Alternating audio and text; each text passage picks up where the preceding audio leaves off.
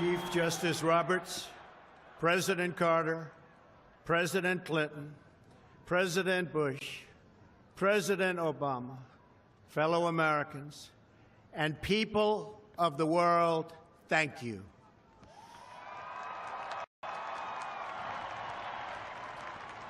We, the citizens of America, are now joined in a great national effort to rebuild our country and restore its promise for all of our people. Together, we will determine the course of America and the world for many, many years to come. We will face challenges. We will confront hardships, but we will get the job done. Every 4 years, we gather on these steps to carry out the orderly and peaceful transfer of power.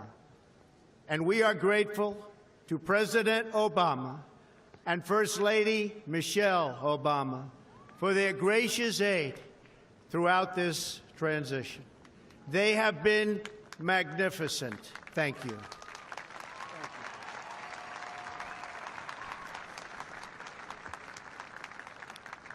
Today's ceremony, however, has very special meaning, because today we are not merely transferring power from one administration to another or from one party to another, but we are transferring power from Washington, D.C., and giving it back to you, the people.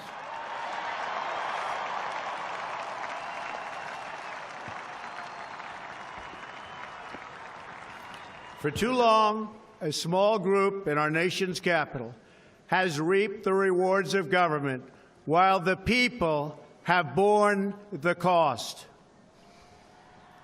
Washington flourished, but the people did not share in its wealth.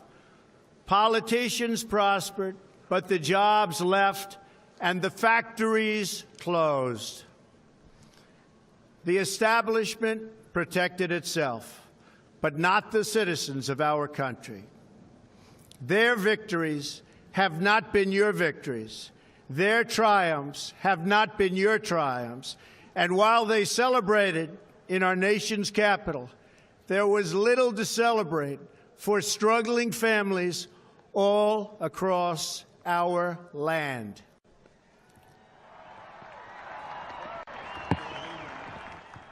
That all changes starting right here and right now, because this moment is your moment. It belongs to you.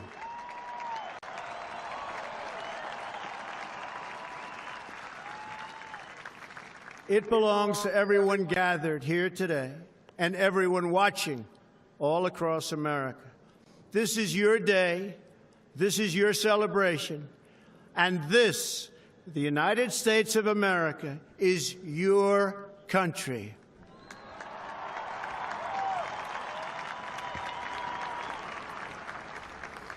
What truly matters is not which party controls our government, but whether our government is controlled by the people. January 20th, 2017 will be remembered as the day the people became the rulers of this nation again.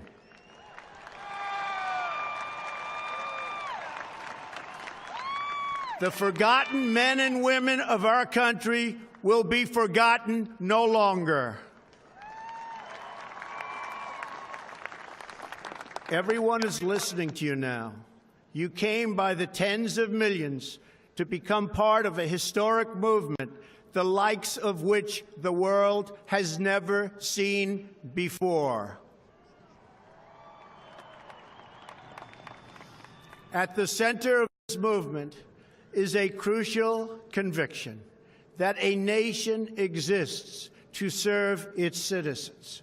Americans want great schools for their children, safe neighborhoods for their families, and good jobs for themselves.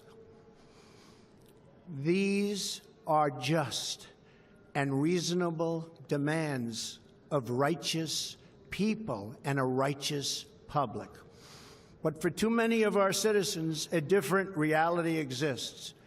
Mothers and children trapped in poverty in our inner cities, rusted out factories scattered like tombstones across the landscape of our nation, an education system flush with cash, but which leaves our young and beautiful students deprived of all knowledge. And the crime, and the gangs, and the drugs that have stolen too many lives and robbed our country of so much unrealized potential. This American carnage stops right here and stops right now.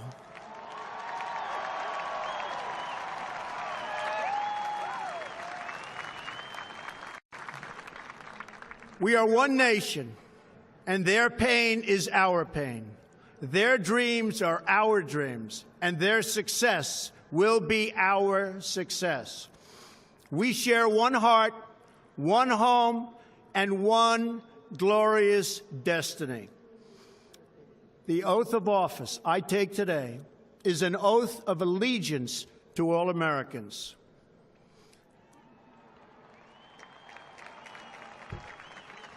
For many decades, we've enriched foreign industry at the expense of American industry, subsidized the armies of other countries while allowing for the very sad depletion of our military.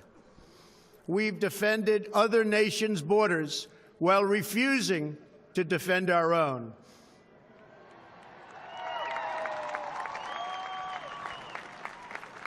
And spent trillions and trillions of dollars overseas while America's infrastructure has fallen into disrepair and decay.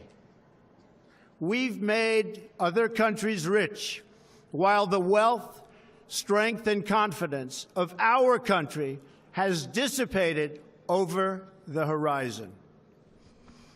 One by one, the factories shuttered and left our shores, with not even a thought about the millions and millions of American workers that were left behind. The wealth of our middle class has been ripped from their homes and then redistributed all across the world. But that is the past, and now we are looking only to the future.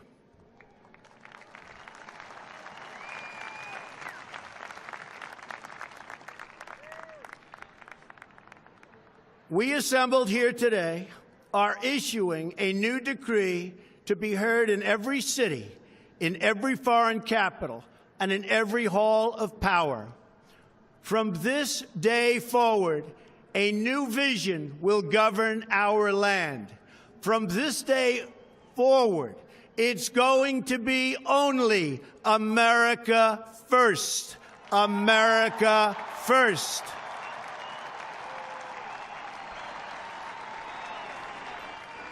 Every decision on trade, on taxes, on immigration, on foreign affairs will be made to benefit American workers and American families. We must protect our borders from the ravages of other countries making our products, stealing our companies, and destroying our jobs.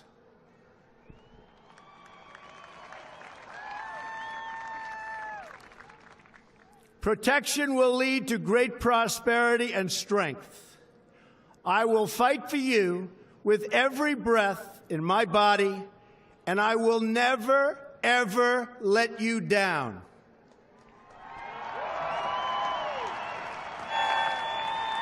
America will start winning again, winning like never before.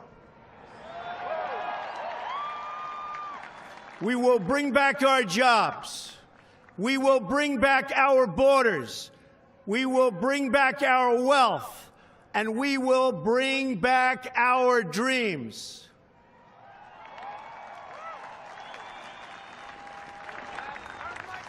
We will build new roads and highways and bridges and airports and tunnels and railways all across our wonderful nation. We will get our people off of welfare and back to work, rebuilding our country with American hands and American labor. We will follow two simple rules: buy American and hire American. We will seek friendship and goodwill with the nations of the world, but we do so with the understanding that it is the right of all nations to put their own interests first. We do not seek to impose our way of life on anyone, but rather to let it shine as an example. We will shine for everyone to follow. We will reinforce old alliances and form new ones and unite the civilized world against radical Islamic terrorism, which we will eradicate completely from the face of the earth.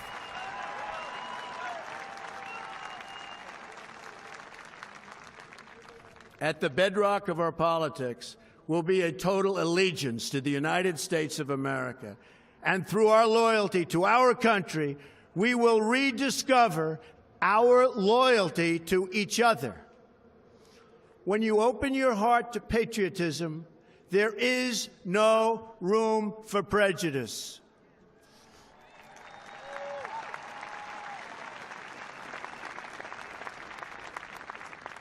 The Bible tells us how good and pleasant it is when God's people live together in unity. We must speak our minds openly, debate our disagreements honestly, but always pursue solidarity. When America is united, America is totally unstoppable.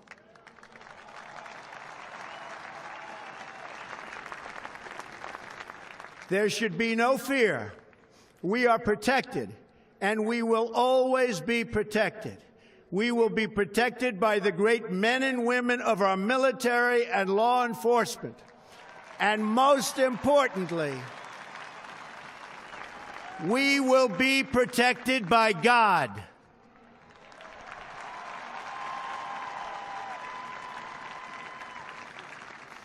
Finally, we must think big and dream even bigger.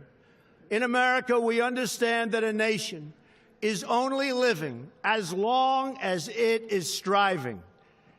We will no longer accept politicians who are all talk and no action, constantly complaining but never doing anything about it.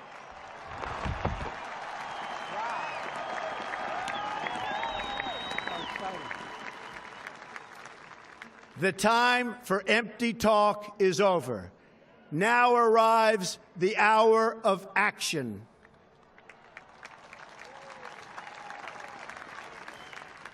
Do not allow anyone to tell you that it cannot be done. No challenge can match the heart and fight and spirit of America. We will not fail. Our country will thrive and prosper again. We stand at the birth of a new millennium, ready to unlock the mysteries of space, to free the earth from the miseries of disease, and to harness the energies, industries, and technologies of tomorrow. A new national pride will stir our souls, lift our sights, and heal our divisions. It's time to remember that old wisdom our soldiers will never forget, that whether we are black or brown or white, we all bleed the same red blood of patriots.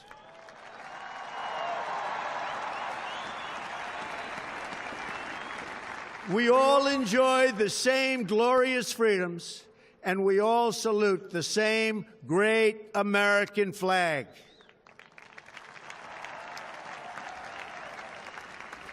And whether a child is born in the urban sprawl of Detroit or the windswept plains of Nebraska. They look up at the same night sky, they fill their heart with the same dreams, and they are infused with the breath of life by the same Almighty Creator.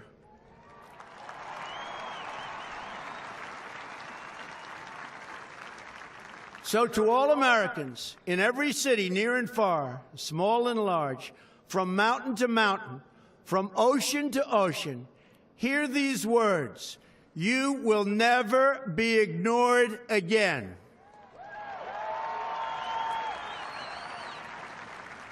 Your voice, your hopes, and your dreams will define our American destiny. And your courage and goodness and love will forever guide us along the way. Together, we will make America strong again.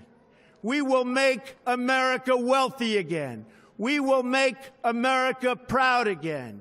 We will make America safe again. And yes, together, we will make America great again. Thank you, God bless you, and God bless America. Thank you. God bless America.